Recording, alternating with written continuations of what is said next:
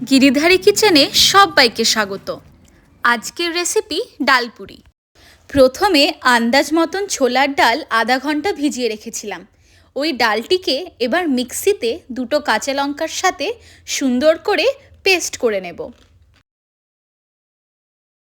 এবার পরিমাণ অনুযায়ী আটা ও ময়দা সমান নিয়ে নিলাম।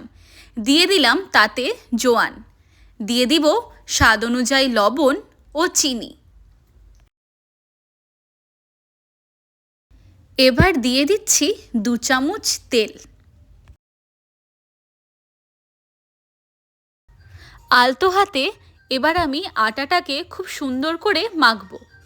দেখবে এরকম দলা পেকে আসছে, তখনই ভাববে ময়ম কমপ্লিট।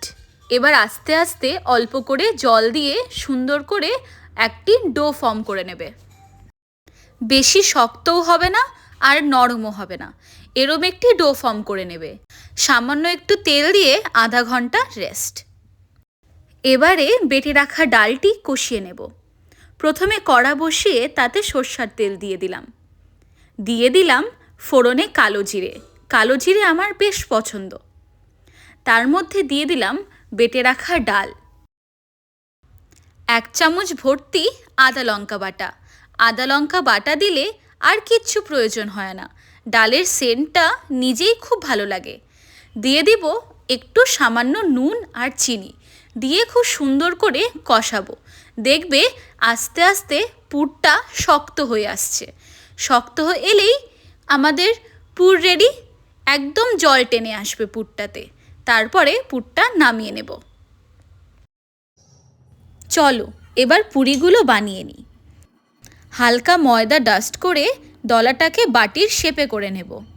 আন্দাজ মতন ডালের পুর ঠিক যেভাবে আমি করছি সেভাবেই ভরে নেব।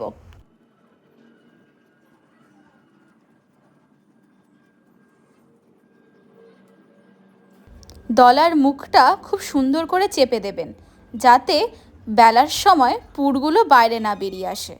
এবার ময়দা ডাস্ট করে হালকা হাতে পুরিগুলো বেলে নিন।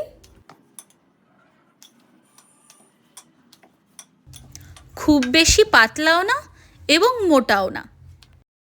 চলো এবার ভেজে নিই। কড়া গরম করে তাতে সানফ্লাওয়ার তেল দিয়ে দিলাম। এক এক করে পুরিগুলো ঠিক মিডিয়াম টু হাই হিটে এপিট ওপিট সুন্দর করে ভেজে তুলব।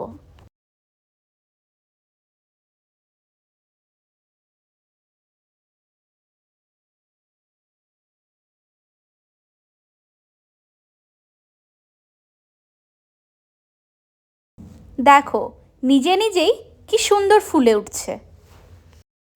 আমাদের বাড়ির সবাই ডালপুরি খেতে ভীষণ ভালোবাসে। চলো এবার প্লেটিংটা করে নিই।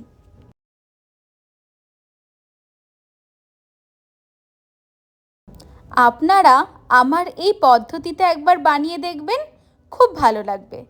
হরে কৃষ্ণ।